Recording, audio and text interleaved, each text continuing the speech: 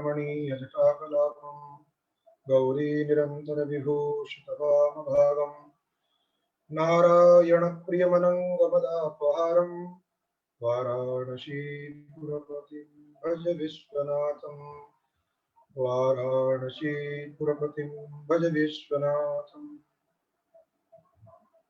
अत्र समेषां स्वागतं वर्तते। पूर्व पाठम स्मरामः। जैसा कि हम कल विचार कर रहे थे एत्ते दत्युत्सु सूत्र के बारे में, जिसमें बताया गया था एतिश्च एधतिश्च ऊठश्च इति एत्ते दत्युठः तेषु एत्ते दत्युत्सु, इस प्रकार का समास है।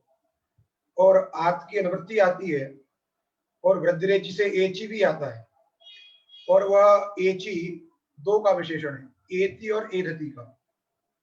एति का अर्थ बताए थे इण धातु और एधति का अर्थ बताए थे एद धातु, और इन दोनों के विशेषण है एचि, इसलिए अर्थ हो गया एजादि इण धातु और एजादि एद धातु। अर्थात अवर्ण से एजादि इण धातु उत्तर में हो अथवा अवर्ण से एजादि एद धातु उत्तर में हो, तो पूर्व पर के स्थान पर, पूर्व पर का तात्पर्य हम बता चुके हैं, पूर्व में अवर्ण और उत्तर में इण धातु का एकार रहेगा, तो अथवा एद धातु का एच अतबुद्ध कोई वर्ण एकार ही रहेगा। उन दोनों के स्थान पर वृद्धि रूप एक आदेश होता है, ऐसा एक वाक्य बनाया था। और दूसरा वाक्य था अवर्ण से ऊठ शब्द परे रहने पर, अवर्ण से ऊठ शब्द परे रहने पर पूर्व पर के स्थान पर भी वृद्धि रूप एक आदेश होता है। ऐसा कल हम लोगों ने इसका अर्थ किया, जिसके के उदाहरण उपैति, उपैधते, पृष्ठौह, वृत्ति भी उसी क्रम में लिखी है। अवर्णात् एजाद्यो एति एधत्यो, एति एधत्यो यहाँ करके लिखा है एत्येधत्यो, ऊठी च परे, ऊठी वाला अलग है, ऊठी च परे वृद्धि रेखादेश स्यात्। कोई लिखे हैं कि आवाज नहीं आ रही है, वो अपना माइक चेक करे, हमारी तो शायद आ रही है सब लोगों को। इसलिए उपैति में उपधन एति, एति में ऋण धातु का रूप है वह, इसलिए एजादि ऋण धातु है, अतः पूर्व पर के स्थान पर वृद्धि रूप एक आदेश हो गया, तो बन गया उपैति। वैसे ही उपैधते, उपधन एधते, एद वृद्ध धातु का रूप है, एजादि है, इसलिए पूर्व पर के स्थान पर वृद्धि रूप एक आदेश हो गया, तो बन गया उपैधते। वैसे ही पृष्ठौह, पृष्ठ धन ऊह, यहाँ पर भी ऊठ शब्द पड़े हैं, जो ऊ है वो ऊठ शब्द ही है, इसलिए अकार उकार के स्थान पर वृद्धि हो गई, बन गया पृष्ठौह। सूत्र क्यों बनाया था, ये बताया था। यद्यपि वृद्धिरेचि से वृद्धि यहाँ नहीं हो सकती थी, कहीं हो सकती कहीं नहीं हो सकती थी, एक आर स्तर में हो सकती है, एति एधति एधति इत्यादि में, किंतु ऊ स्थल में नहीं हो सकती। जहां प्राप्त है वहां पर निषेध सूत्र, अपवाद सूत्र कुछ बैठे हैं, उनको रोकने के लिए इस सूत्र का निर्माण हुआ है, इसलिए तीनों प्रयोग बन गए आपके। और पदकृत्य किया था एजाद्यो किम, इण धातु और एज धातु में एजादि विशेषण क्यों देते हो, तो कहा उपेत और प्रेधित। उपेत में इण धातु है किंतु एजादि नहीं, वैसे ही इधत में एद धातु है लेकिन एजादि नहीं। यदि एजादि विशेषण ना कहते तो यहाँ पर भी इण धातु और एद धातु को लेकर के वृद्धि हो जाती, दूसरा रूप कुछ बन जाता, जो अभीष्ट रूप है वो ना बनता, इसलिए एजाद्यो विशेषण रखना आवश्यक है। इसी को बोलते हैं पदकृत्य। पदकृत्य माने पदों का प्रयोजन। एतस्य पदस्य किम प्रयोजनम, पदकृत्यम, पदानां कृत्यम, बात समझ गए। इसलिए एजाद्यो किम उपेतः और प्रेधिदत्। वार्तिक आया था अक्षादुहिन्याम उपसंख्यानम, अक्ष शब्द से उहिनी शब्द परे रहने पर पूर्व पर के स्थान पर वृद्धि रूप एक आदेश कहना चाहिए। उदाहरण था अक्षौहिणी, अक्ष धन उहिनी, और ऊ के स्थान पर वृद्धि हो गई अक्षौहिणी, ऋणत्व कर दिया अक्षौहिणी, ये सेना का नाम है, अक्षौहिणी सेना। कल बताया था कितने कितने उसमें पैदल होते हैं, कितने उसमें रथी होते हैं, कितने गज होते हैं इत्यादि सब। और ये 2,18,000 कितना होता है ये रक्षौणी सेना। फिर उसके बाद में वार्तिक आया था प्रादुर्होढो ढैष्येषु, जिसका अर्थ था प्राक माने प्रोपसर्ग से, शब्द से उत्तर में ऊढ़, ऊढ़ी, एश और ऐश शब्द परे रहने पर पूर्व पर के स्थान पर वृद्धि रूप एक आदेश होता है। इन सबके भी उदाहरण प्रौह, प्रौढ़, प्रौढ़ी, प्रैषः और प्रैष्यः। तत्पश्चात ऋते च तृतीया समासे वार्तिक कहा था अवर्ण से ऋत शब्द उत्तर में रहने पर ऋते शब्द, ऋत शब्द अकारांत जो है उसके सप्तमी का रूप है ऋते, अर्थात ऋत शब्द के परे रहने पर, ऋत शब्द के परे रहने पर पूर्व पर के स्थान पर, किससे परे? अवर्ण से। स्थिति क्या होनी चाहिए? तृतीया समास, तृतीया तत्पुरुष समास यदि वहां पर है तो अकार और ऋत शब्द घटक ऋकार के स्थान पर वृद्धि रूप एक आदेश होगा। जैसे सुखार्तः, पहले जो वाक्य लिखा है सुखेन ऋतः, इस बात से बताना चाह रहा है कि यहाँ पे तृतीया तत्पुरुष समास है, सुखेन तृतीयांत है, उस तृतीयांत का ऋतः के साथ में समास है, इसलिए ये समास तृतीया तत्पुरुष है। इसलिए सुख धन ऋतः इस स्थिति में अ और री के स्थान पर वृद्धि हो गई, तो बन गया सुखार्तः। पदकृत्य पूछा तृतीय किम, तृतीया समास ऐसा क्यों कहा? यदि ऐसा नहीं कहते तो जहाँ कर्मधारय समास है वहां पर भी कदाचित ऋत शब्द उत्तर में होता तो वृद्धि हो जाती। तो जो परमर्थ है वो रूप न बनता, उसके स्थान पर परमार्थः इति एवं रूपम से आता, इसलिए तृतीया समास कहना है। और परमर्थ में तृतीया समास न होकर के विशेषणम विशेषण बहुलम से कर्मधारय समास है, इसलिए यहाँ पर वृद्धि नहीं है। उसके बाद में एक और वार्तिक पढ़ा प्रवत्सधर कंबल वसन वसनारण वसानाम ऋणे, इसमें ऋणे सप्तम्यंत है, बाकी सब षष्ट्यंत है। उनका भी अर्थ है प्र शब्द से, वत्सतर शब्द से, वसन शब्द से, ऋण शब्द से, दसन शब्द से।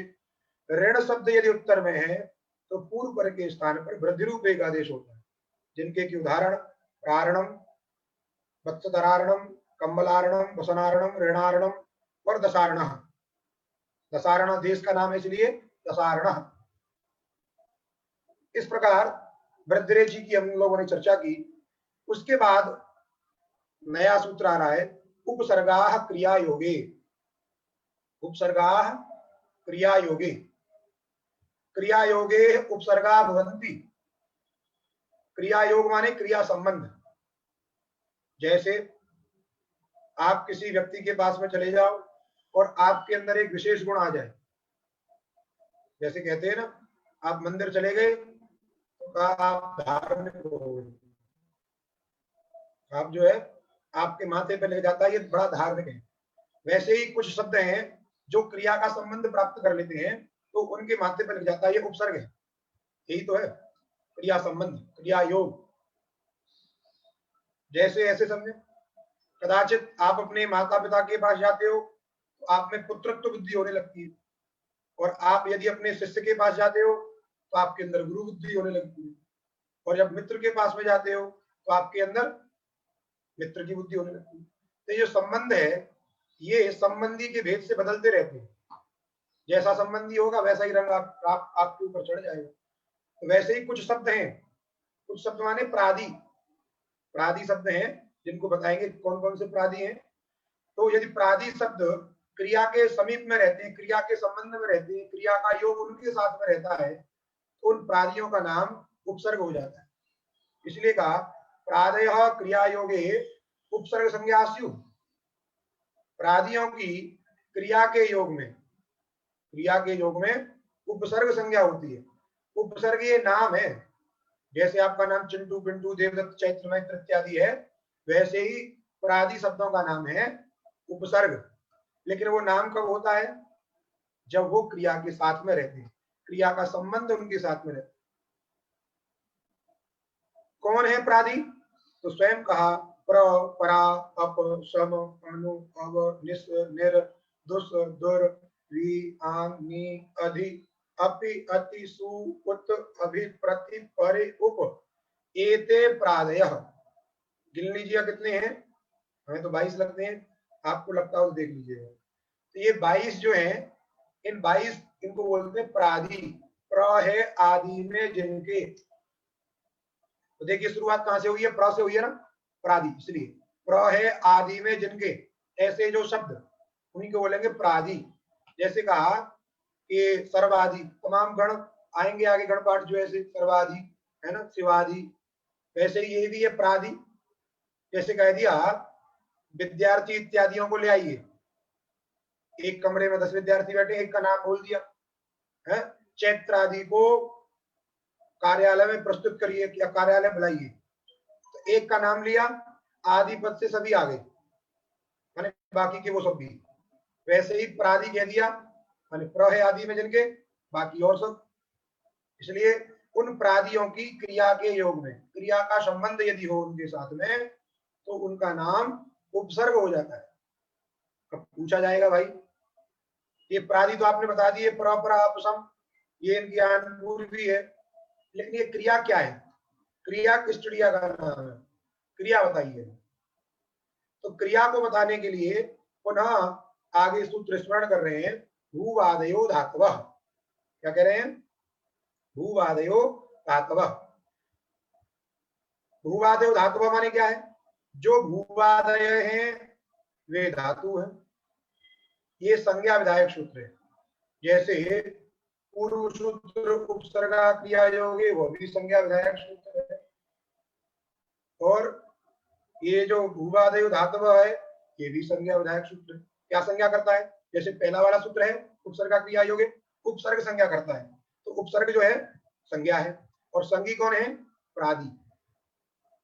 वैसे ही भूवादयो धातव भी संज्ञा विधायक सूत्र है। इसमें संज्ञा दल कौन है, तो धातव, अर्थात धातु जो है संज्ञा है, और संज्ञी कौन है, भूवादय। संज्ञी पद हो गया भूवादय, अर्थात धातु किसे कहते हैं, तो भूवादियों को धातु कहते हैं। भूवादियों को क्या कहते हैं, तो कहा भूवादियों को धातु कहते हैं। अभेद है, समान विभक्त्यंत है, प्रथमांत प्रथमांत है, इसलिए अभेद है। जो धातु है वे ही भूवादी हैं, और जो भूवादी हैं वही धातु हैं। प्रैश्य में कुछ नहीं है, प्रधन ऐस्य है, वृद्धि कर दीजिए, और ऐ के स्थान पर ऐ वृद्धि होगी, बढ़िया प्रैश्य। तो भूवादय के अंदर क्या क्या चीज प्रविष्ट है, तो पहले इसका हम इसको खोलिए। जैसे कोई मोबाइल होता है, उसके अंदर कितनी सारी चीजें होती हैं, तो मैकेनिक होता है उसको खोलता है, एक एक पुर्जा अलग अलग करता है, फिर जोड़ता है। तो वैसे ही आप भी मैकेनिक बनिए, इसको खोलिए पहले भूवादय में क्या है, और फिर इसको जोड़िए। तो देखिए भूवादय में पहले सबसे पहले समास करिए भूश्च वाश्च। क्या समास करेंगे पहले हम, इतरेतर योगदंड, भूश्च वाश्च इति भूवौ। ध्यान से सुनिएगा इसको, भूश्च वाश्च इति भूवौ। फिर आदिश्च, आदिश्च यहाँ पे एक शेष होता है, इति आदि दीर्घीकरण। पुनः ध्यान दीजिए, भू शब्द का और वा शब्द का, भू शब्द के प्रथमा का रूप है भू, उसका अर्थ हो गया भूश्च, वैसे ही वा माने वाश्च। इसको इतरेतर योगदंड समास किया तो भूवौ। आप लोग ऐसे ही रट लीजिए, पहले तोता की तरह रट लीजिए, फिर समझ में आएगा कि इसको क्यों रटा रहे हैं। आप रटेंगे भूश्च वाश्च इति भूवौ, ये यहाँ पर इतरेतर योगदंड समास है। फिर आगे है आदिश्च, आदिश्च इति आदि, दो आदियों को मिलाकर के आदि, वहां पे एक शेष है। जैसे रामश्च रामश्च इति रामौ, वैसे ही आदिश्च आदिश्च इति आदि दीर्घीकरण। हरि, जैसे हरि हरि हरय, वैसे ही आदि शब्द के द्विवचन का रूप है, उसी को एक शेष होकर के आदि। फिर उसके बाद में भूवौ का आदि के समास में बहुव्रीहि समास, भूवौ आदि येषाम ते, बहुवचन का रूप भूवादयः। भूवौ आदि येषाम ते भूवादयः, और ये भूवादयः ते धातवः। अगर इस बात को समझ गए तो सूत्र समझ गए। बात समझ में आई? पुनः एक बार बोल रहा हूं, भूश्च वाश्च इति भूवौ आदिश्च आदिश्च इति आदि भूवौ आदि येषां ते भूवादयः। ये इसके अंदर इतने शब्द हैं। अब देखिए भूवौ दो शब्द थे, भू और वो, भू और वा, भू वा, और उधर भी आदि आदि भी दो थे, आदिश्च आदिश्च। आपके पास में चार चीजें हैं, भू वा आदि आदि। बात समझे? अब इसमें जो आदि आदि है इनका अर्थ क्या है? तो देखिए जो पहला शब्द है आदि, इसका अर्थ है प्रवृत्ति। जैसे अभी पढ़ा था आपने प्रादि, प्रादि माने प्रस से लेकर के और माने जो अन्य का बोधक है, जो उसी को संस्कृत में बोलते हैं प्रवृत्ति, प्रवृत्ति। बात समझे? इसलिए पहले वाले आदि शब्द का अर्थ है प्रवृत्ति, और दूसरा वाला जो आदि शब्द है इसका अर्थ है सदृश। बात समझ गए? पहला वाला जो आदि शब्द है इसका अर्थ है प्रवृत्ति, और दूसरा वाला जो आदि शब्द है इसका अर्थ है सदृश। अब ध्यान दीजिए, जो पहला वाला आदि है उसको पहले वाले के साथ में, अर्थात आदि का भू के साथ में अन्वय, भू प्रवृत्ति, भू आदि, भू का आदि के साथ में, इस आदि का अर्थ प्रवृत्ति माने भू प्रवृत्ति, और वा के साथ में दूसरे वाले आदि का क्रम से अन्वय, वा सदृशा, भू प्रवृतयः वा सदृशा। पुनः आदिश्च आदिश्च में जो दो आदि शब्द हैं, इसमें जो पहला शब्द है आदि, उसका अर्थ है प्रवृत्ति। प्रवृत्ति माने जैसे अन्य का जो बोधक होता है, जैसे विद्यार्थी इत्यादि, इत्यादि में जो आदि है माने अन्य, एक का नाम चैत्र आदि, चैत्र से, चैत्रादि माने चैत्र से और अन्य, तो वैसे ही जो पहला वाला आदि शब्द है वो भी प्रवृत्ति माने आदि, अर्थात अन्य माने भुआदि। तो क्या बोलेंगे हम?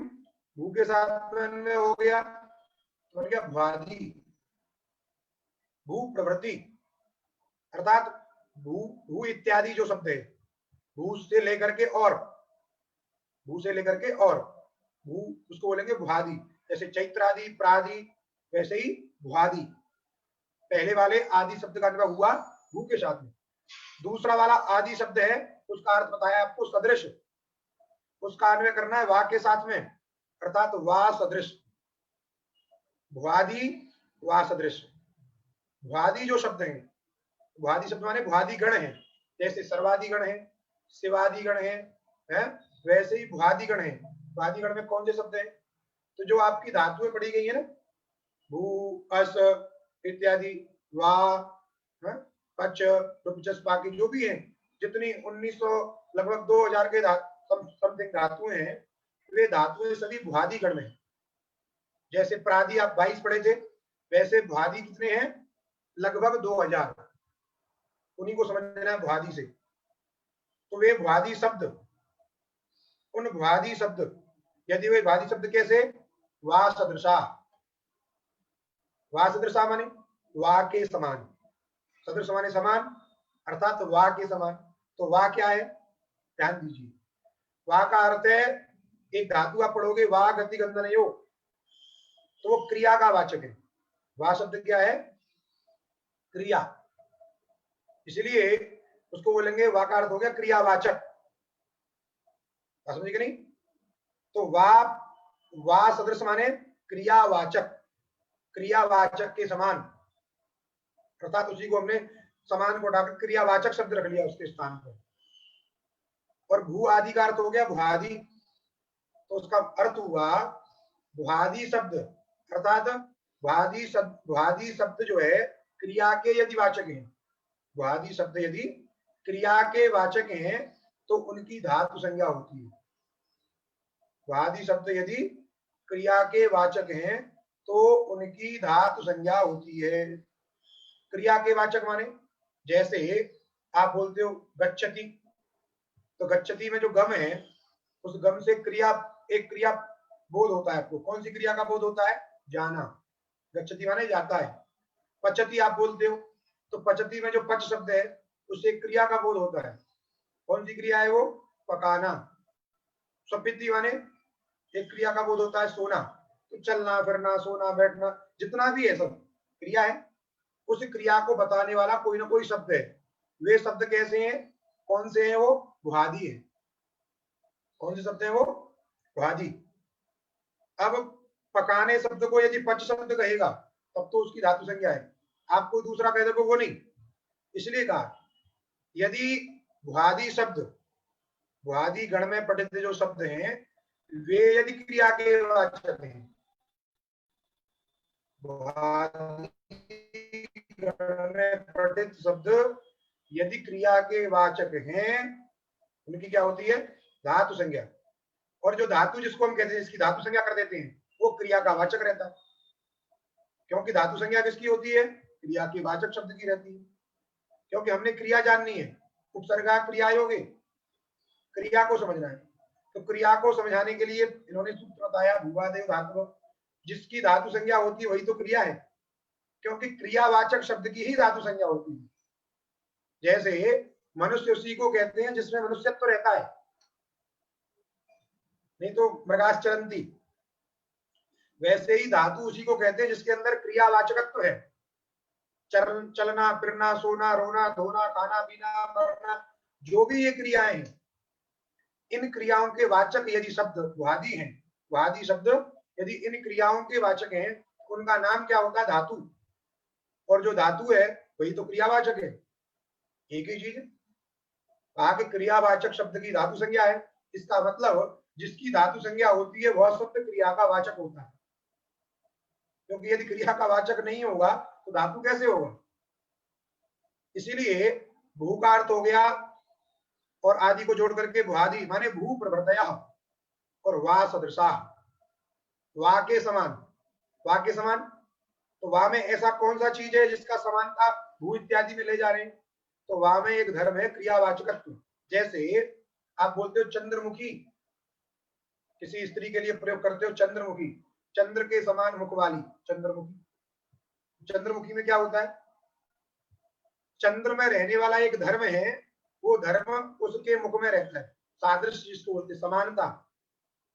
चंद्र के अंदर क्या है? आह्लाद जनकत्व। चंद्र को देख करके मन में प्रसन्नता होती, वैसे ही किसी स्त्री के मुख को देख करके भी प्रसन्नता होती। तो वही जो आह्लाद जनकत्व है, वो आह्लाद जनकत्व वहां पे सादृश्य होता है। वैसे ही वाक्य के अंदर एक धर्म है।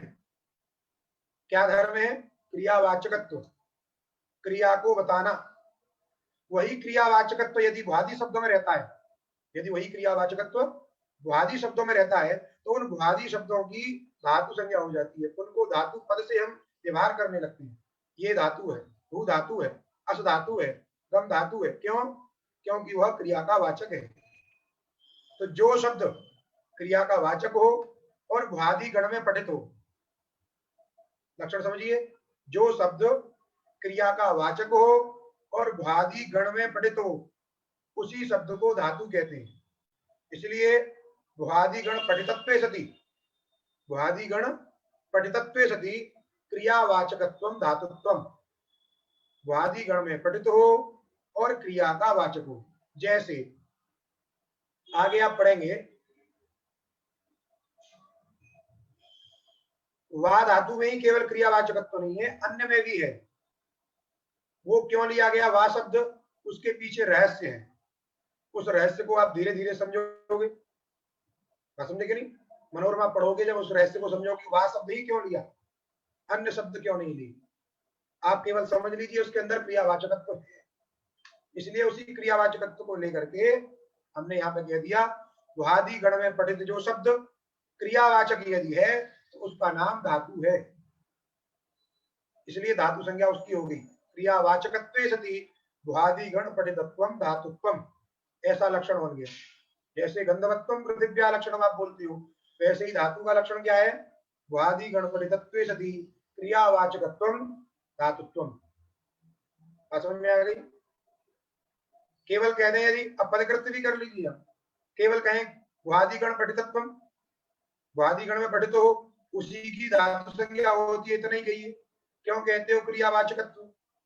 समझे नहीं? तो कहा कि भुआदि गण में पठित है वा, वा शब्द, और वह वा शब्द अव्यय में भी पढ़ा गया है। वा उसका अर्थ है विकल्प। वा शब्द का अर्थ क्या है? विकल्प। तो वो जो वा शब्द है वो भुआदिगण में भी पढ़ा गया है, लेकिन वो क्रिया का वाचक नहीं है। वहां क्रिया से तात्पर्य साध्य क्रियावाचकत्व, आप केवल इतना ही समझे, वो क्रिया का वाचक नहीं है, इसीलिए उस व की धातु संज्ञा ना हो जाए, इसलिए हमने कहा क्रियावाचकत्व सती। जब क्रियावाचकत्व कहेंगे तो वाक्य के अंदर साध्य क्रियावाचकत्व नहीं है, इसलिए उसकी धातु संज्ञा नहीं होगी। केवल यदि कहें क्रियावाचकत्व, केवल क्रिया का जो वाचक हो उसी की धातु संज्ञा होती है। तो जैसे कुछ शब्द है, पृथक शब्द है, पृथक, पृथक माने पृथक करना, हिरुक, हिरुक माने वर्जन, निषेध करना, हटाना। तो कुछ शब्द हैं, वे शब्द जो है क्रिया के वाचक हैं, लेकिन वे भुआदिगण में पठित नहीं।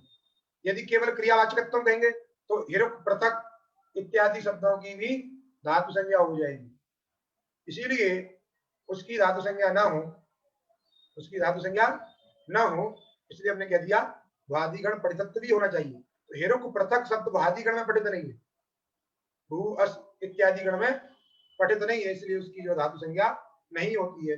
इसलिए एक सामान्य लक्षण बन गया, भुआदिगण पठितत्वे सति क्रियावाचकत्वम, भुआदिगण में पठित हो और क्रिया का वाचक हो, उसकी धातु संज्ञा होती है। अब इन दोनों सूत्रों का प्रयोजन क्या है यहाँ बताने का? उपसर्ग संज्ञा बताने का क्या प्रयोजन है और धातु संज्ञा बताने का क्या प्रयोजन है? उस प्रयोजन की सिद्धि के लिए कह रहे हैं कि अग्रिम जो सूत्र है उस सूत्र में इन दोनों की आवश्यकता है। अग्रिम सूत्र क्या है? उपसर्गात ऋति धातु, उपसर्गात ऋति धातु, ये सूत्र है। उसमें उपसर्गात ये पंचम व्यंत है, ऋति सप्तम व्यंत है और धातु ये सप्तम व्यंत है। पूर्व पूर्व सूत्रों से इसमें आत की अनुवृत्ति आती है और एक पूर्व प्रयोग से, एक पूर्व प्रयोग का अधिकार है और वृद्धिरेज से वृद्धि की अनुवृत्ति आती है। इन सबको मिलाकर के अर्थ करना है। तो देखिए, आद गुणों से जो आत आया है पंचम व्यंत, वो पंचम व्यंत यहाँ पर विशेषण है पंचम व्यंत में, उपसर्गात में, क्योंकि उपसर्गात भी पंचम व्यंत है और आत भी पंचम व्यंत है। सामान्यतया क्या देखा जाता है, जो सजातीय व्यक्ति होती है वो अपनी सजाती के पास बैठता है। जैसे मनुष्य मनुष्य के पास जाके बैठता है, पशु पशु के पास जाके बैठते हैं, तो वैसे ही अपने आन पूर्वी को देखा कि मैं पंचम व्यंत हूं तो पंचम व्यंत के पास बैठ गए। तो उपसर्गात पंचम व्यंत है, उस उपसर्गात के पास में जाके बैठ गया आत, और विशेषण है उसमें। आत जो है उपसर्गात में विशेषण है, और जो विशेषण होता है उस विशेषण के आगे अंत जुड़ जाता है। क्या जुड़ जाता है? अंत।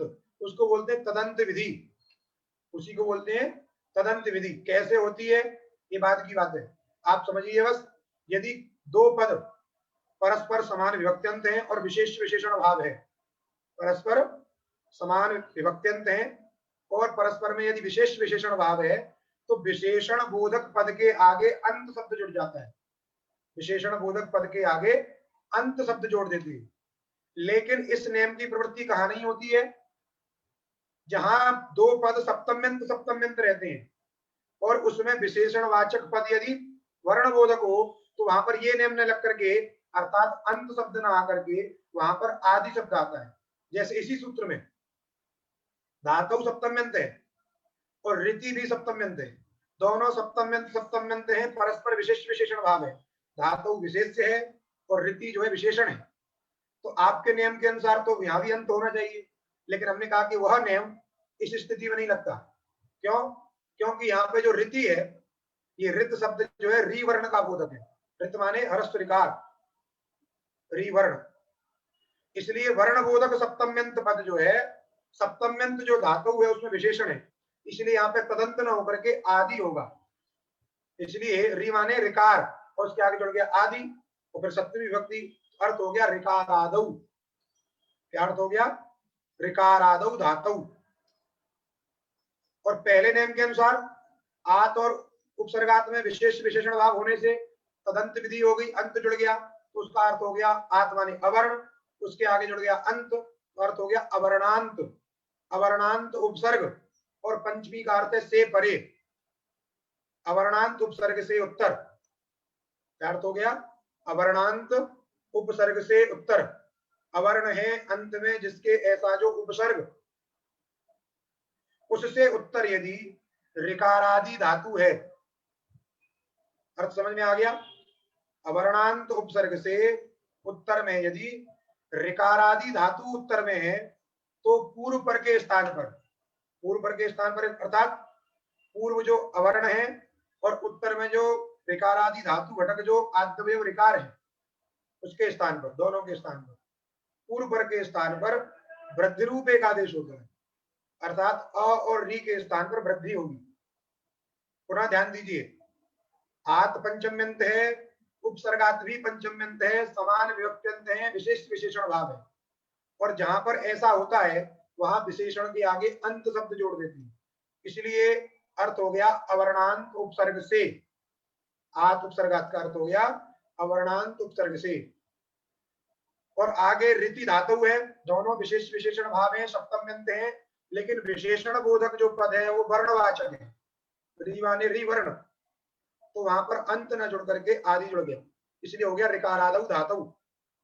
तो सबको मिलाकर के अर्थ हो गया अवर्णांत उपसर्ग से ऋकारादि धातु उत्तर में रहने पर पूर्व पर के स्थान पर वृद्धि रूप एक आदेश होता है, इसलिए वृत्ति में लिखा अवर्णांताद उपसर्गात, अवर्णांताद उपसर्गात ऋकारादौ धातु परे, ऋकारादि धातु परे रहने पर वृद्धि एकादेश, पूर्व पर के स्थान पर क्या होगी? वृद्धि हो जाएगी। अब आइए दृष्टांत में।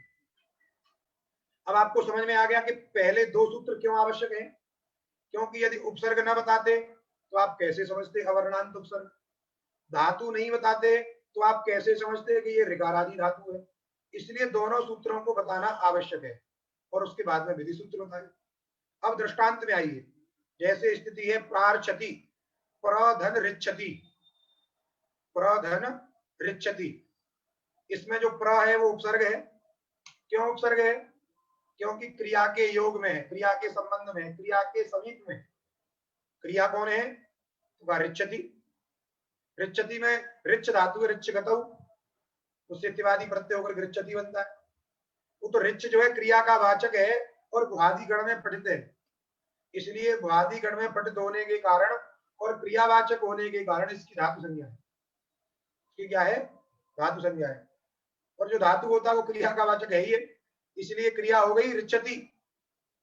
तो रिच्छति क्रिया के योग में, संबंध में, समीप में रहने पर ये जो प्र शब्द था इसका नाम हो गया उपसर्ग, और इस उपसर्ग के अंत में अवर्ण है प्र, इसलिए ये उपसर्ग हो गया अवर्णांत उपसर्ग, इसको कहेंगे अवर्णांत उपसर्ग।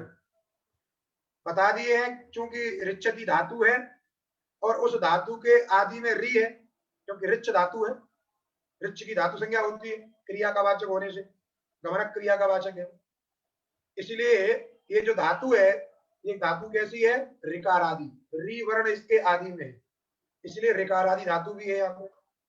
अतः पूर्व पर के स्थान पर क्या हो जाएगी? वृद्धि। तो अ और री इन दोनों के स्थान पर वृद्धि क्या होगी? आ, और उरण पर की सहायता से रेप होकर के प्रवृत्त होगा तो वृद्धि हो गई आर।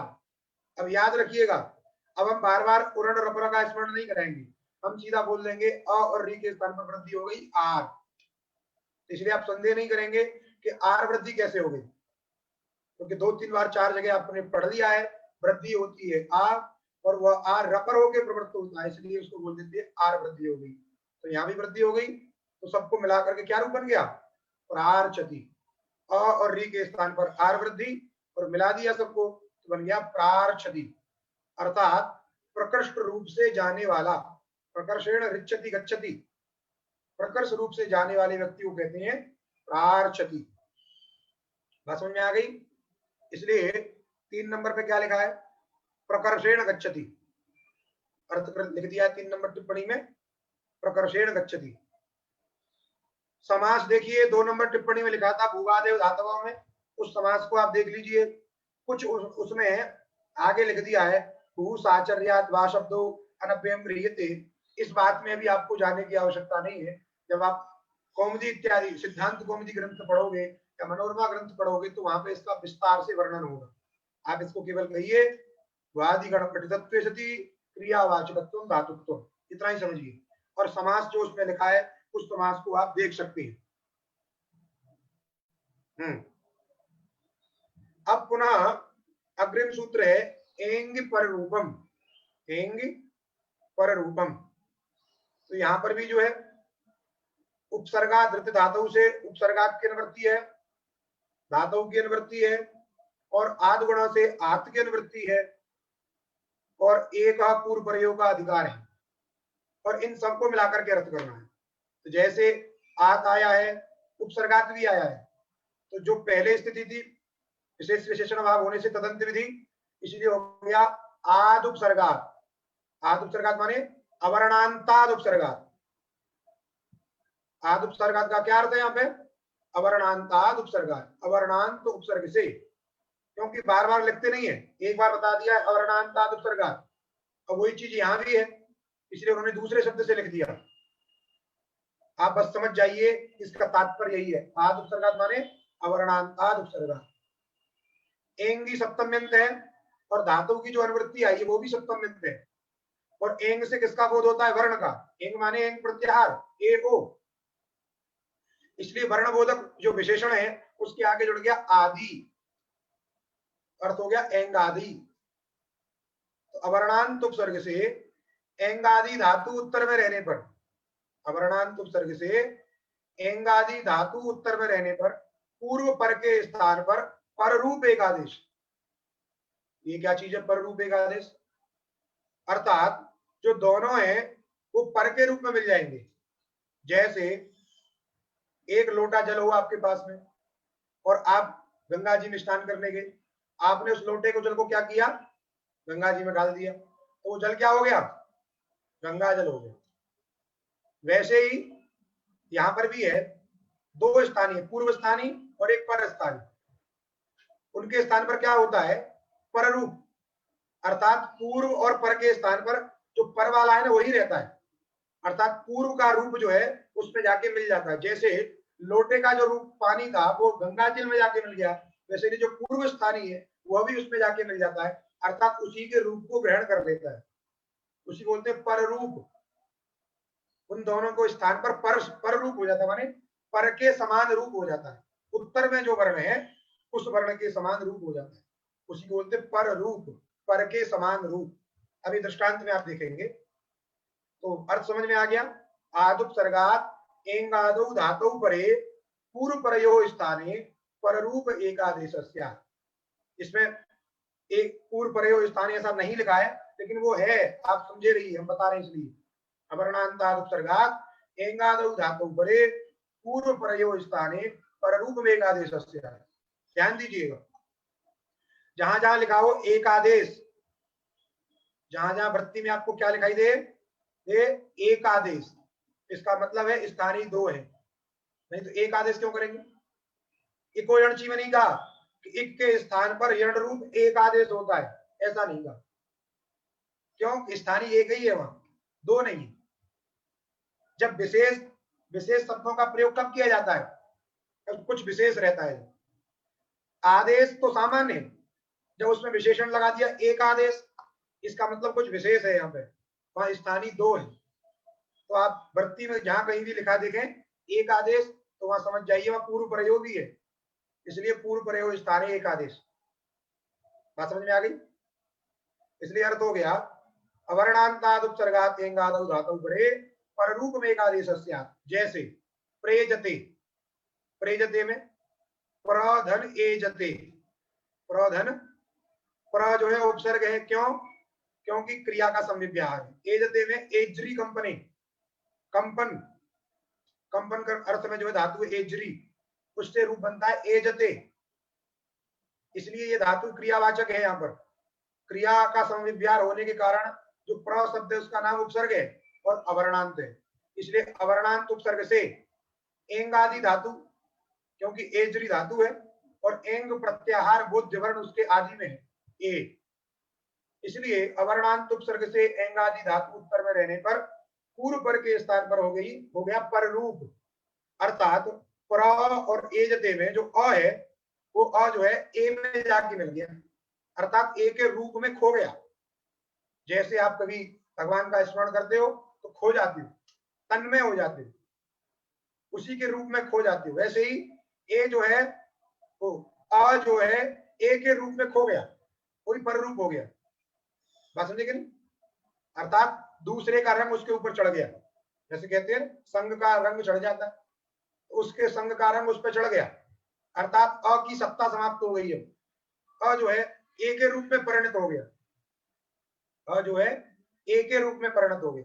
जैसे दूध और दही, दूध में आप थोड़ा सा दही डाल देते हो तो दूध की सत्ता समाप्त हो जाती है, वो अपने आप को दही के हवाले कर देता है और दही के रूप में परिणत हो जाता है। वैसे ये जो अ है, ये अ भी जो है इधर ए के रूप में परिणत हो गया है, इसलिए बन गया प्रेजते। प्रहल हो गया, ए से मिल गया, बन गया प्रेजते। अर्थात प्रकृष्ट रूप से जो कंपन करता है, कांपता है, जो उसको बोलते हैं प्रेजते। बात समझ में आई? वैसे ही दूसरा 4 नंबर पे देखिए लिखा है होंगे अतिशयेन प्रकाशते, यहाँ पे दूसरा अर्थ प्रकाशन अर्थ भी कर दिया, धातु नाम अनेकार्थत्व कंपन अर्थ न लेकर के उपसर्ग के बल पर वहां पे क्या कर दिया है, प्रकाश अर्थ कर दिया, उसका अर्थ कर दिया प्रकर्ष रूप से जो चमकने वाला, उसको बोलते हैं प्रेजति। वैसे ही उपोषति, वहां पर भी उपधन औषधि, उपधन औषधि में उप जो है अवर्णांत उपसर्ग है। अब बार बार बताने की जरूरत नहीं क्यों उपसर्ग है, क्रिया के साथ में इसलिए उपसर्ग है। और औषधि में धातु है वो, ये भी बताने की जरूरत नहीं है, एंगादि धातु है वो। कैसी धातु है वो? एंगादि धातु है, इसलिए एंगादि धातु होने के कारण अवर्णांत उपसर्ग से एंगादि धातु उत्तर में होने के कारण पर रूप कर दिया।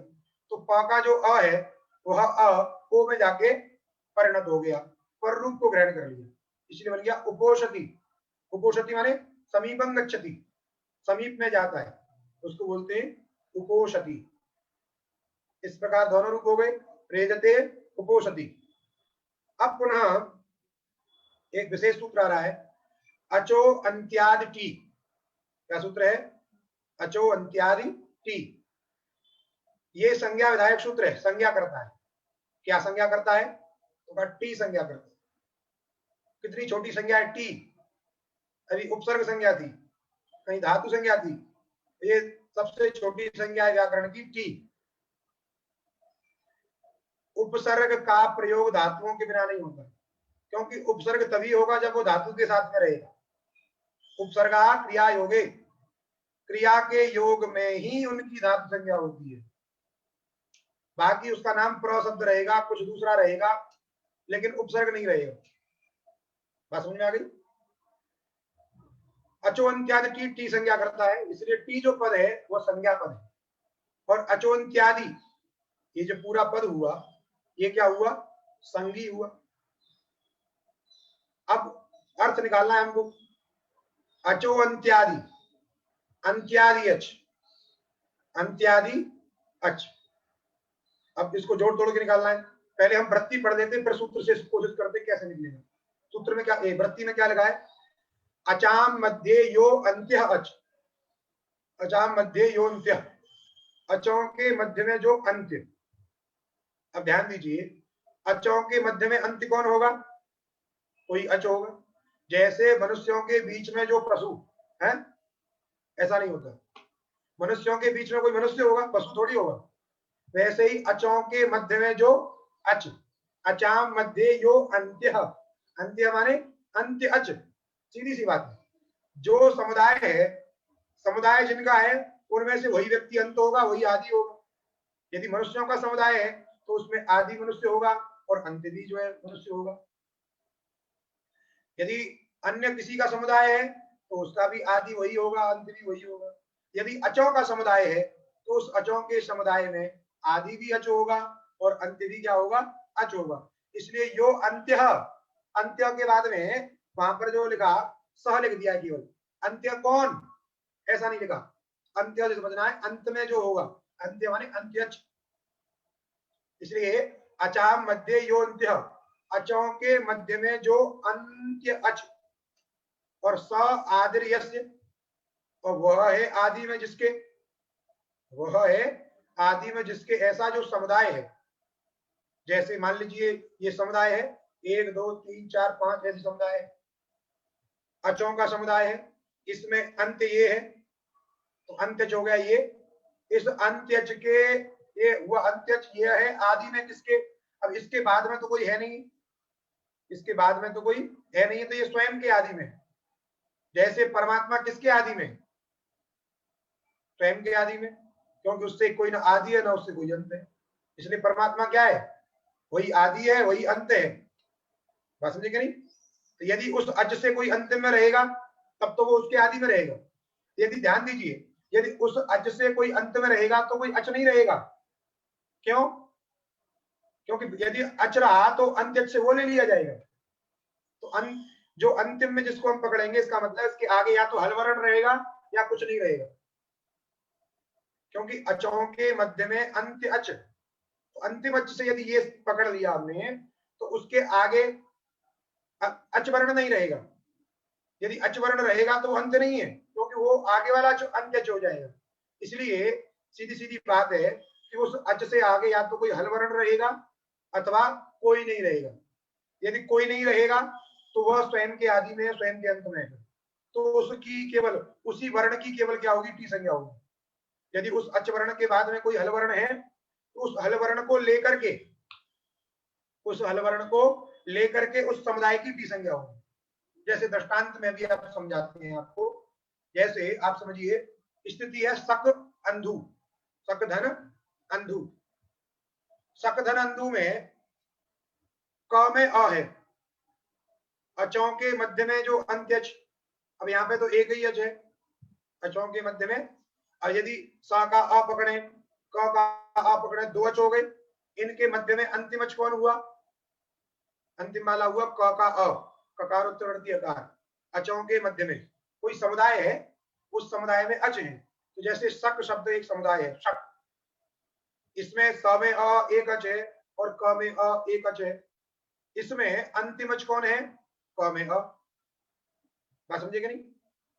तो अचों के मध्य में अंत्यच हो गया क में अ, और वह है आदि में जिसके। ध्यान दीजिए, यहां पर जो अंधु शब्द है वो अलग है, सक शब्द अलग है और अंधु शब्द अलग है। बीच में धन जो लगाते हो आप समझने के लिए, दोनों अलग अलग है। तो उस अ के बाद में कोई शब्द नहीं है, कोई वर्ण नहीं है। तो किसके आदि में? स्वयं के आदि में। तो परमात्मा के समान स्वयं के आदि में। इसलिए उसी अच की क्या हो जाएगी? वो समुदाय भी हो गया स्वयं में। समुदाय जरूरी नहीं है कि दो ही हो, जब कोई नहीं है तो वही समुदाय है। जब किसी के पास में एक ही चीज है तो वही उसका समुदाय, वही उसका अवयव, सब कुछ वही है। इसलिए उसी की क्या हो जाती है? टी संज्ञा हो जाती है। लेकिन एक स्थल ऐसा, जैसे मनस धन ईसा, क्या? मनस धन ईसा। ध्यान दीजिए, मनस इस समुदाय में सवर्ण हलंत है, मनस। अब अचों के मध्य में अंत्यच, तो मनस शब्द में देखिए म में अ है, न में अ है। इसमें अंत्यच कौन हुआ? नकारोत्तरवर्ती अकार। वह अंत्यच हुआ। वह किसके आदि में है? स के आदि में, क्योंकि उसके उत्तर में स वर्ण है। वह आदि में किसके हुआ? स के आदि में। ऐसा समुदाय कौन हुआ? अस। ऐसा समुदाय कौन होगा? अस। उस समुदाय की क्या होगी? टी संज्ञा। बात समझ में आ गई? तो अचों के मध्य में जो अंत्यच और वह है आदि में जिसके, उस समुदाय की टी संज्ञा होती है। उस टी संज्ञा का करना क्या है अभी बताएंगे उसको। तो ये तो हुआ अर्थ। अब सूत्र से कैसे निकल रहा है ये ध्यान दीजिए। अचह, ये जो अचह है ये अचह षष्ठ्यंत है। क्या ये? षष्ठ्यंत, जिसका अर्थ है अचाम। यद्यपि यहाँ पे एक वचन कर दिया है, जो इस तरीके के शब्द होते हैं उसमें बहुवचन होता है। जैसे नृणाम, नृणाम नृषु द्विजः श्रेष्ठ। बात समझे कि नहीं? इसको बोलते हैं निर्धारण षष्ठी। अभी आप आगे सुनेंगे सब, लेकिन समझिए अचा का अर्थ है अचाम। अचा का अर्थ क्या है? अचाम। अचाम माने अचों के मध्य में। अचाम शब्द का अर्थ क्या हुआ? अचों के मध्य में। अंत्य, अचाम मध्य अंत्य, अचों के मध्य में जो अंत्य, तो अंत्य कौन होता है? अंत्यची ही होगा। अंत्य आदि, अंत ही आदि है। अंति अंत अंतः अंत्यः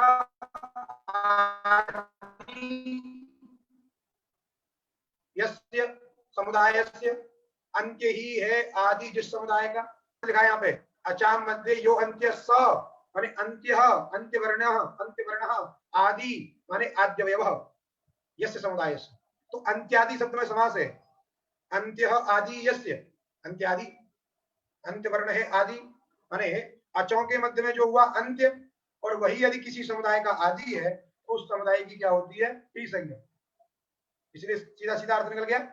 अचा अचा माने अचाम, अचाम मध्य अंत्यादि, अचाम मध्य अंत्यादि टी भवती।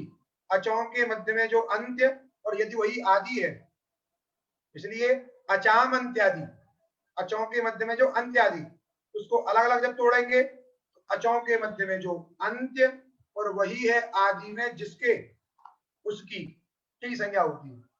तो समझ तो उस तरीके से लिखा था वहां पे, और यहाँ जब जोड़ के लिख दिया, अलग अलग करके लिख दिया वृत्ति में, उसी की वृत्ति लिख दी अचाम मध्य यो अंत्य। ये हो गया अचाम, अचाम शब्द का अर्थ और अंत्य का शब्द का अर्थ। फिर आगे अंत्य और आदि का समास था, अंत्य आदि यस्य समुदायस्य, तो फिर उसको लिखा स आदिर यस्य। स माने अंत्य, आदि माने आद्यवयव, यस्य माने समुदायस्य। वह अंत्य वर्ण, अंत्य अच है आदि माने आद्यवयव जिस समुदाय का, उस समुदाय की टी संज्ञा होती है।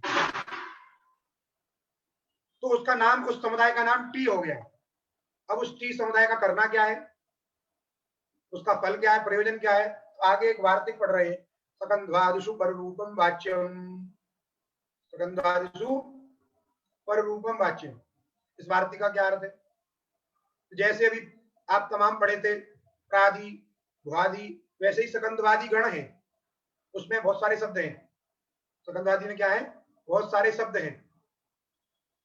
तो सकंधवादी गण में पठित जो शब्द, सकंधवादी गण में पठित जो शब्द, उनके टी को, उनके टी को पररूप कहना चाहिए। सकंधवादिषु पररूपम वाच्यम, सकंधवादी को पररूप कहना चाहिए। तो सकंधवादी को पररूप माने पूरे सकंधवादी शब्द को नहीं, सकंधवादी शब्दों में जिस समुदाय की टी संज्ञा हुई है, सकंधवादी शब्द हैं, उस शब्द में किसी की टी संज्ञा होगी, उस टी समुदाय का, जिस समुदाय की टी संज्ञा हुई है, उसी टी समुदाय का पररूप होगा, पूरे सकंधवादी शब्द का नहीं होगा।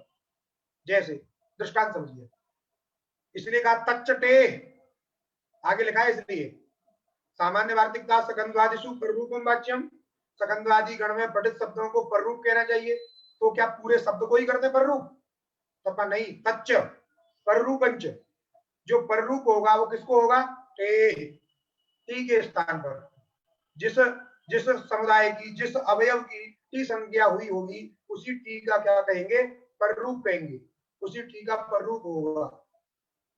जैसे शक अंधु, शक धन अंधु, शक धन अंधु में भी बताया आपको, अचों के मध्य में अंत्यज ककार उत्तरवर्ती अकार, और वह है आदि में जिसके, किसी के आदि में नहीं, स्वयं के आदि में अकेला है वो, इसलिए उस अ की हो गई टी संज्ञा। क्या हो गई?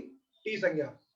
अब ये जो सकंधु शब्द है, ये सकंधवादी गण में शुरुआती इसी से हो रही है, सकंधवादिषु, इसी शब्द से शुरुआत हो रही है, इसलिए ये शब्द जो है सकंधवादी गण में पठित है। अतः यहाँ पर क्या करना है हमको?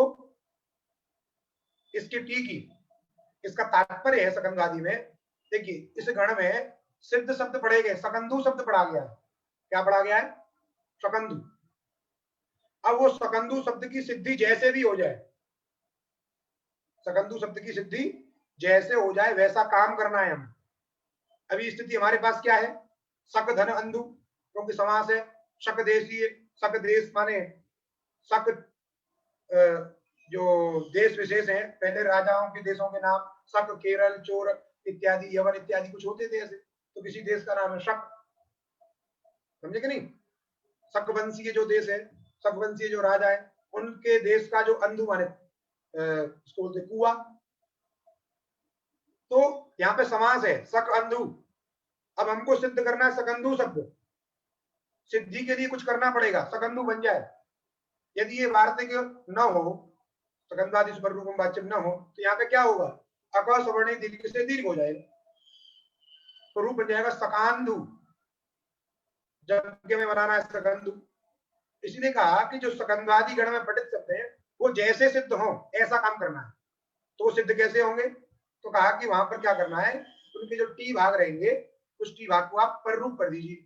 यदि आप स में सक में ककारोत्तरवर्ती आकार के जो उसकी टी संज्ञा करके पर रूप कर देते हो, तो अब सवर्ण दीर्घ नहीं होगा, अ जो है अ में जाके मिल जाएगा, तो सकंद रूप बन जाएगा, उसकी सिद्धि हो जाएगी। बात समझेगा नहीं, अतो गुण यहाँ पे नहीं लगेगा। ये जो पदांत है वो अपदांत में लगता है, अपदांत कार से गुणोत्तर में रहने पर उसकी प्रवृत्ति होती है। बात समझेगा नहीं, ये समास है यहाँ पे, इसलिए पदांत है, इसलिए इसकी प्रवृत्ति नहीं हो। अतः इसका वार्तिक का अर्थ, जो मूलभूत अर्थ वो यही है कि सकंदवादी गण में पठित शब्दों की यथानुगुण कार्य कहना चाहिए। तो यथानुगुण कार्य क्या कहेंगे हम, अर्थात उनके टी को पर रूप कहना चाहिए। बात समझेंगे नहीं, जैसे भी सिद्धि हो, तो सिद्धि यहाँ पे कैसे होगी, अ को यदि पर रूप कर देंगे तो इसकी सिद्धि हो जाएगी। इसलिए सामान्य अर्थ कर देते हैं, सकंदवादी गण में पठित शब्दों के टी का पर रूप कहना चाहिए। तो पर रूप हो गया, तो सक में जो ककारोत्तरवर्ती आकार है वो अंधु के आकार में जाके परिणत हो गया, तो बन गया सकंधु। वैसे ही करकंधु, कर्क धन अंधु, करकंधु, तो कर्क में भी ककारोत्तरवर्ती आकार उसकी टी संज्ञा है, और उसी टी का क्या हो गया, पर रूप हो गया, क्योंकि करकंधु शब्द भी क्या है, सकंदवादी गण में है, इसलिए यहां पर भी क्या हो गया, पर रूप हो गया, बन गया करकंधु। वैसे ही मनीषा, करकंधु मीन्स होता है बेर, बदरी फल, जो भगवान शंकर को अत्यंत प्रिय है। महाशिवरात्रि पर जो बेर आता है उसको भगवान शंकर के मस्तक पर चढ़ाती है, वही करकंधु। और मनीषा, मनस धन ईसा, मनस धन ईसा, इसमें बताया था हमने, अचों के मध्य में अंत्यच नकारोत्तरवर्ती आकार, वह है आदि में जिसके ऐसा जो समुदाय अस समुदाय, क्योंकि वो स के आदि में है, फिर समुदाय कौन सा हुआ, अस। अब इस अस भाग की हो गई टी संज्ञा, अस भाग की, अब इसी अस भाग का क्या होगा, पर रूप हो जाएगा, ये अस जो है ई में जाके परिणत हो जाएगा। मनस ईसा ऐसा था, तो अस जो है किस में मिल गया जाके, ई में, तो मन ईसा मिला दिया मनीषा, मनीषा माने बुद्धि, मनीषा माने बुद्धि, उसी को बोलते हैं मनीषा। समझ में आ गए, इस तरीके से बोलते हैं इसको पर रूप। यही सकंदवादी गण का जो है फल है, सकंदवादी गण में शब्दों को पढ़ने का फल है। अब कह रहे हैं कि ये जो सकंदवादी गण है ये आकृति गण है। आकृति गण क्या होता है, एक तो पहले गण, फिर ऊपर से आकृति गण, ये क्या बवाल है। तो आकृति गण को ऐसे समझिए, उन गणों में कुछ शब्द पढ़ दिए गए, जैसे सकंधु, करकंधु, मनीषा, ये शब्द पढ़ दिए गए, और भी शब्द हैं, लेकिन कुछ और भी ऐसे शब्द होते हैं जो इसी के समान होते हैं। इसी के समान माने अर्थात उनकी सिद्धि भी कुछ ना कुछ इसी रूप में होती है, उनमें ये काम करना आवश्यक है, अन्यथा उनकी सिद्धि नहीं हो पाएगी। तो उन्हीं शब्दों को भी इसमें मान लिया जाता है, उसी को मान लिया जाता है, माने इन्हीं प्रयोगों की आकृति के समान उनकी भी आकृति है, इन्हीं प्रयोगों की आकृति वाले स्वरूप के समान अन्य कुछ ऐसे शब्द हैं जिनकी आकृति वाले स्वरूप है, इसलिए उन शब्दों को भी इसमें मान लिया जाता है।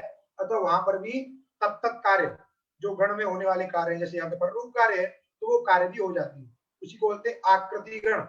आकृत्या हमारे स्वरूपेण, गण्यते हमारे परिचय थे, स्वरूप को देख करके ज्ञान कर लेते हैं, स्वरूप को देख करके ज्ञान कर लेते हैं कि यहाँ पर भी ये कार्य करना चाहिए, इसीलिए इसको बोलते हैं आकृतिगण। बहुत जगह आपको व्याकरण शास्त्र में मिलेगा आकृतिगण, आकृतिगण। आकृतिगण माने जो शब्द उसमें साक्षात कंठ से उच्चारण करके पढ़े गए हैं वो तो है ही है, उसके अलावा भी कुछ शब्द आपको वहां पर समझने हैं जहां पर वो कार्य होते हैं, इसलिए उस गण का नाम रखते हैं आकृतिगण, अर्थात और भी शब्द इसमें समझिए। इसका मतलब ये है, आकृतिगण का मतलब इनके अलावा और भी शब्दों को आप इस गण में समझिए। जैसे एक शब्द दिया मारतंड, क्या दिया? मारतंड। मारतंड शब्द का यद्यपि साक्षात पाठ सकंधवादी गण में नहीं है, साक्षात पाठ सकंधवादी गण में नहीं है, लेकिन यहां पर भी ऐसा जो पररूप आदि जो कार्य वो करना पड़ता है, अन्यथा इसकी सिद्धि नहीं हो पाएगी। अतः यहां पर भी क्या करते हैं हम? पररूप आदि कर देते हैं, इसी को आकृति गण से मान करके, इसलिए उसका आदि आकृति गुण माने मारतंड। ये आकृति गण मान करके मारतंड की भी सिद्धि हो गई। मारतंड माने क्या होता है? मारतंड माने सूर्य, मारतंड माने सूर्य। मृता मृता मृत अंड से आया हुआ, मृत अंडादागत, जो मरा हुआ अंडा है, कदाचित पुराण इत्यादि में पढ़ोगे, एक जो अंडा था, जो क्या नाम था उनका, करदम ऋषि की पत्नी जो थी, दो थी उनकी, दिति और अदिति। दिति के दैत्य हुए, अदिति के देवता हुए। अदिति के एक अंडा हुआ, वो अंडा क्या था? निस्तेज। जब निस्तेज हो गया तो चिंता में पड़ गए, अदिति जो चिंता में पड़ गई कि ये क्या हुआ, इसको कोई कुछ पैदा नहीं हुआ, कोई गर्भ नहीं, कुछ नहीं हुआ। तो फिर ऋषि ने क्या किया, अपनी तपस्या से उसमें जान फूंक दी, तो मरे हुए अंडे से आए, इसलिए उसको मृतंडात आगत, मृत जो अंडा है उससे आए हुए को बोलेंगे मारतंड। समझे कि नहीं? तो यहाँ पे मृत अंड ऐसा तात्पर्य है, मृत अंड, अण प्रत्यय इत्यादि होकर के। अब ये विषय तो यहाँ पे तद्धित का है, इसलिए देखिए आप यहाँ पे लिखा भी होगा 8 नंबर पे, आप देखिए 9 नंबर पे, मारतंड सूर्य मृतंडाद आगत इति विग्रहे तत आगत इति अण विषय एवं रूपम। मृत अंड अण, आप समझ लीजिए बस, केवल मृत अंड अण, और वहां पर अण प्रत्यय होने पर जो है आदि वृद्धि हो जाती है, तो बन जाता है मार्त अंड, मारतंड। मृत अंड था, मृत अंड अण। अब अण में ऋत मान करके तद्धिते सुचामादे से आदि वृद्धि हो जाती है, तो म में जो री है उसको आर वृद्धि हो जाती है, तो मार्त बन जाता है मार्त अंड अ को मान करके भसंज्ञा होकर के अंड में डकार तुर्यकार का लोप हो करके अ मिल जाता है। अब उधर में जो मार्त और अंड, ये स्थिति है, जो मार्त, तो मार्त में जो त में अ और अंड का जो अ, इनमें सवर्ण दीर्घ प्राप्त था। यदि सवर्ण दीर्घ हो जाएगा तो मारतांड हो जाएगा, इसलिए इसको क्या कर लिया, सकंधवादी गण में मान लिया। और मार्त में जो अंतिम अचेत में अ, उसकी क्या कर दी, टी संज्ञा, और टी संज्ञा करके उस टी का क्या कर दिया, पर रूप। तो जो त का अ है वह अंड के अ में जाके मिल गया, इसलिए रूप बन गया मारतंड। बात समझ में आई? मृत अंड अण, अण प्रत्यय है, कैसे होता है समझ जाइए आप, केवल सामान्य रखिए, मृत अंड अण, अण को मान करके आदि वृद्धि होती है तो मार्त बन जाता है, और अंड में ड में अ का लोप होकर के जो अण प्रत्यय का अ है वो मिल जाता है, तो शब्द बन गया मार्त अंड। अब यहाँ पे स्थिति क्या है, त में जो अ है और अंड का जो अ है उसमें सवर्ण दीर्घ प्राप्त है, किंतु उसको आकृति गण मान करके सकंधवादी को, इसमें शब्द का पाठ मान करके त के अ की टी संज्ञा करके उस टी का पररूप कर देते हैं, और पररूप करने के पश्चात प्रयोग बन जाता है मारतंड माने सूर्य।